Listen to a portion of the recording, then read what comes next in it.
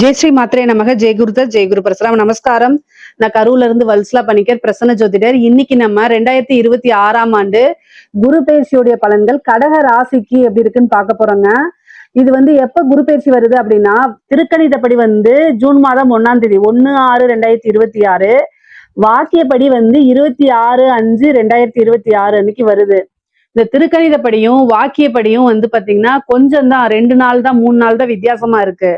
அதனால முதல்ல வரக்கூடிய குரு பயிற்சி பலன்களே நம்ம உங்களுக்கு சொல்றேன். 26/5/2026ங்க, மே மாசம் 26ஆம் தேதி குரு வைகாசி மாசம் 12ஆம் தேதி செவ்வாய்க்கிழமை ஹஸ்த நட்சத்திரத்துல காலை 11:05 குரு 12ஆம், அதாவது உங்களுக்கு மிதுன ராசில இருந்து கடக ராசிக்கு வராரு. உங்களுக்கு இவ்வளவு நாளா 12ஆம் இடத்துல இருந்தாரு. இப்போ உங்களுடைய ராசிக்கு உச்சபலம் பெறாரு. 12 வருஷத்துக்கு ஒரு தடவை தான் இந்த பயிற்சி பலன்.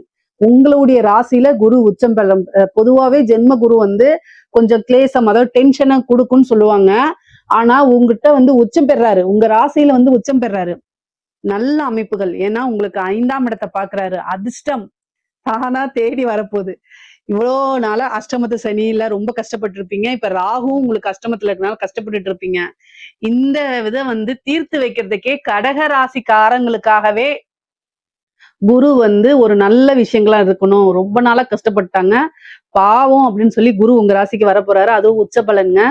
நல்ல அமைப்புகள். இவ்வளோ நாளா நீங்க ரொம்ப பாலைவனத்துல, அப்படியே வெயில்ல, கடுமையான வெயில்ல, ஒரு பாலைவனத்துல தாகத்தோட நடந்து போகும்போது அந்த இடத்துல ஒரு பூங்கா மாதிரி நல்ல ஒரு சோலை, நிறைய பழங்கள் இருக்கு, நல்ல காற்று, இதமான காற்று, நல்ல சுத்தமான நீர், இதெல்லாம் கிடைக்கும் போது சொர்க்கம் மாதிரி இருக்கும்ல, அந்த மாதிரி அமைப்பு தான் உங்களுடைய ராசிக்கு குரு கொடுக்க போறாரு. ஏன்னா 5ஆம் இடத்தை பாக்குறாரு.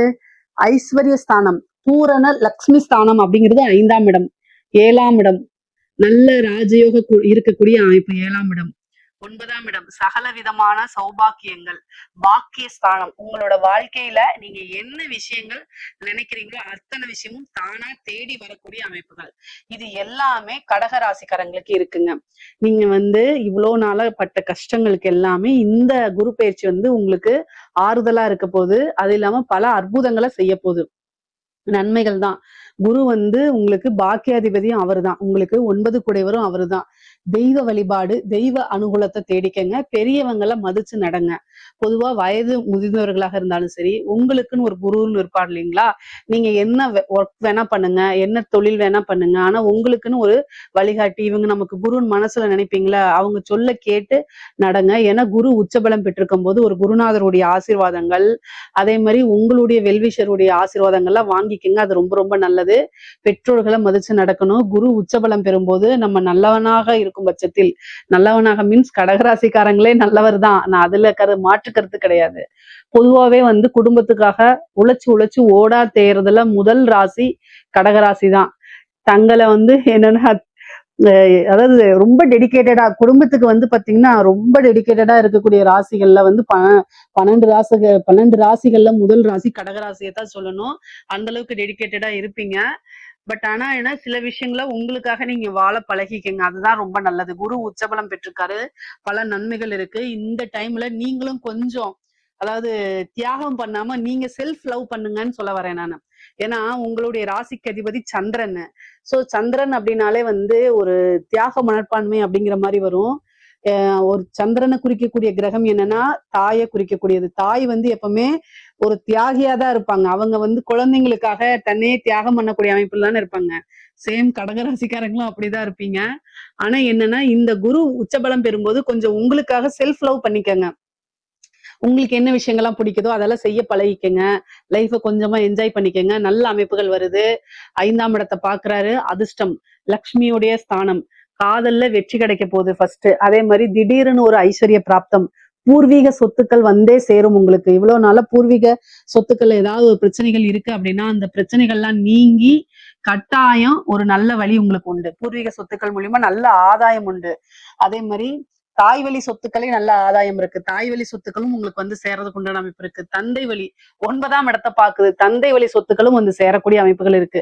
பொதுவாவே 5ஆம் இடத்தை பார்க்கும்போது சொத்து சேர்க்கை அப்படிங்கிறது இருக்கு. சொத்து மூலியமா வருமானம் அப்படிங்கக்கூடிய அமைப்புகள் இருக்கு. சரிங்க. அதே மாரி காதல்ங்கிறது 5ஆம் இடம் தான். காதல் ரீதியா இருக்கக்கூடிய பிரச்சனைகள், வெற்றியோ, தோல்வியோ உங்களுக்கு எல்லாமே நன்மையா மாறும். உங்களுடைய விருப்பத்துக்கு தகுந்த மாரி தான் இந்த குரு வந்து வேலை செய்ய போறாரு. ஏன்னா குரு உச்சபலம் பெற்று 5ஆம் இடத்த பார்க்கறதுனால, உங்களுக்கு என்ன விஷயம் நன்மையோ அத தான் செய்வாரு. நம்மளுடைய விருப்பங்கள அத்தனையுமே பூர்த்தி பண்ண போறாரு. அதனால நல்ல அமைப்புகள் உங்களுக்கு இருக்கனால, நீங்க என்ன விஷயங்கள்லாம் ஆசைப்படுறீங்களோ அத்தனையுமே சக்சஸ் பண்ணி வைக்க போறாரு.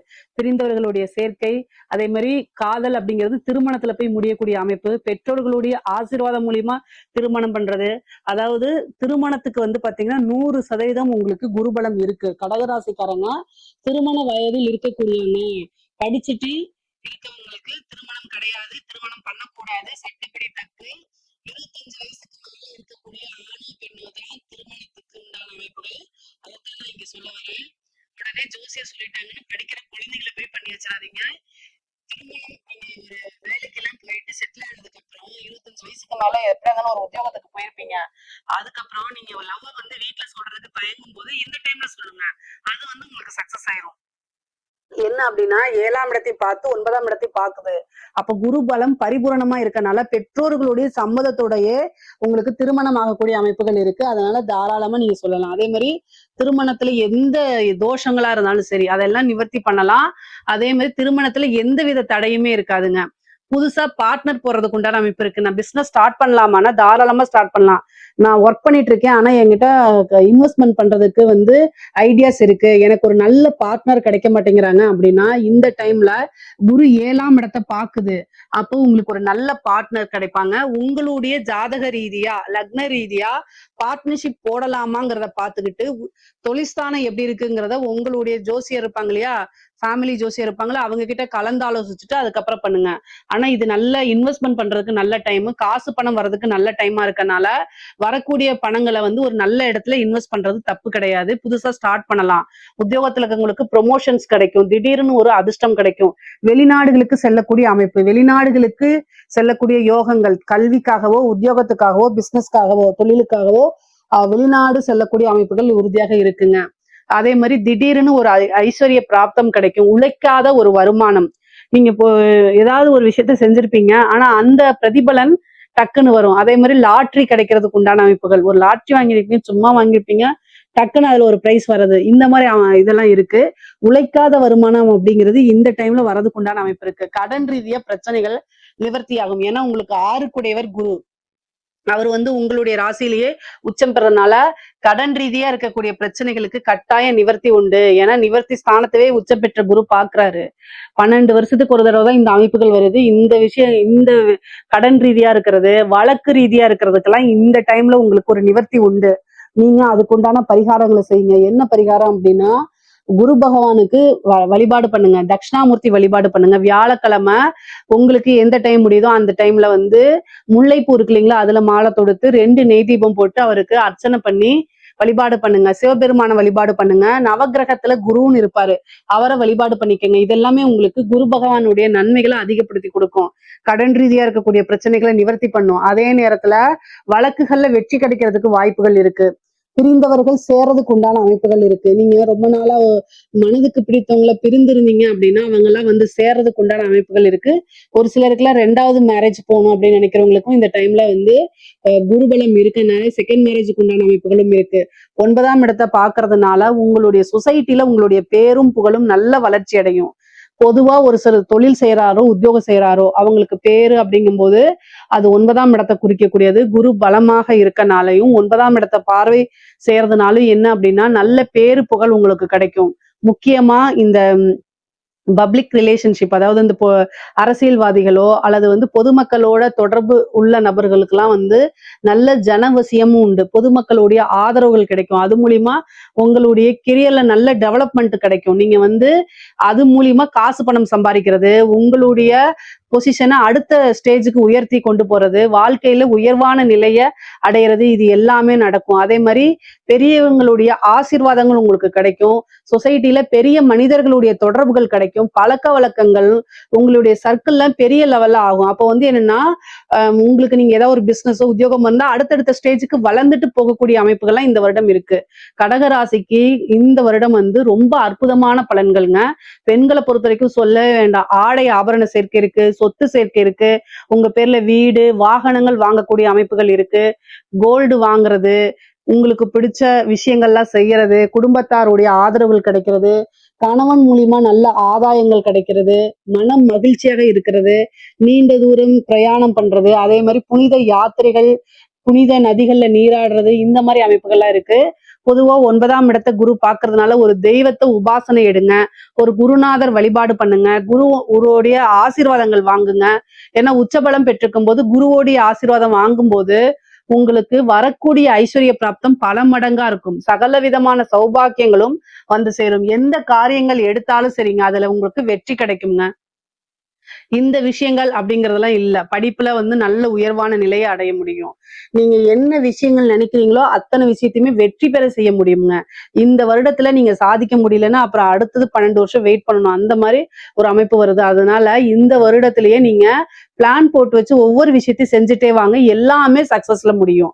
இதுதான் அப்படிங்கிறது கிடையாது. கடக ராசிக்காரங்களுக்கு இந்த வருடம் குரு இருக்கிற வரைக்கும் தோல்வி அப்படிங்கக்கூடிய ஒரு விஷயமே கிடையாது. அதே மாதிரி இன்வெஸ்ட் பண்றது, காசு பணம் கொடுக்கறது, இந்த மாதிரி விஷயங்கள ரொம்ப ஆலோசனை பண்ணி யோசிச்சு உங்களுக்கு ஐடியா இல்லாத பட்சத்தில் உங்களுக்குன்னு வெல்விஷர் யாராவது இருந்தாங்கன்னா அவங்க கிட்ட கேட்டு தீர்க்கமான முடிவெடுத்ததுக்கு அப்புறம் மத்த விஷயங்கள்லாம் செய்யுங்க.